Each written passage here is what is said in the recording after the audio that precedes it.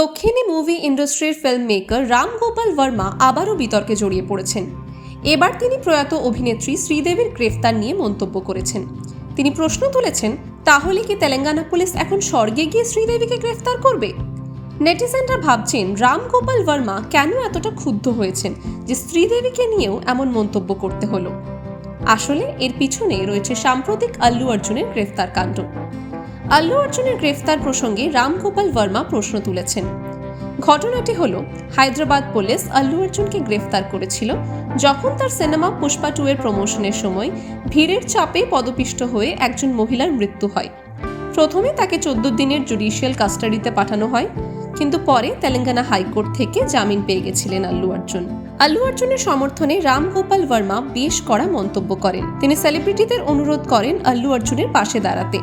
তিনি প্রশ্ন তোলেন, একজন সেলিব্রিটির জনপ্রিয় হওয়াটা কি অপরাধের? নিজের এক্স হ্যান্ডেলে একটি পোস্টে তিনি লেখেন, সব সেলিব্রিটি মিলে আল্লু অর্জুনের গ্রেফতারের বিরুদ্ধে প্রতিবাদ করা উচিত। একজন ফিল্ম স্টার বা পলিটিক্যাল স্টার যেই হোক, জনপ্রিয় হওয়াটা কি তার অপরাধ? এখানেই শেষ নয়, তিনি প্রয়াত অভিনেত্রী শ্রীদেবীর ঘটনাকে টেনে আনেন। তিনি লেখেন, আমার সিনেমা সোনাক্ষনামের শুটিংয়ে লাখ লাখ মানুষের ভিড়ে 3 জনের মৃত্যু হয়েছিল।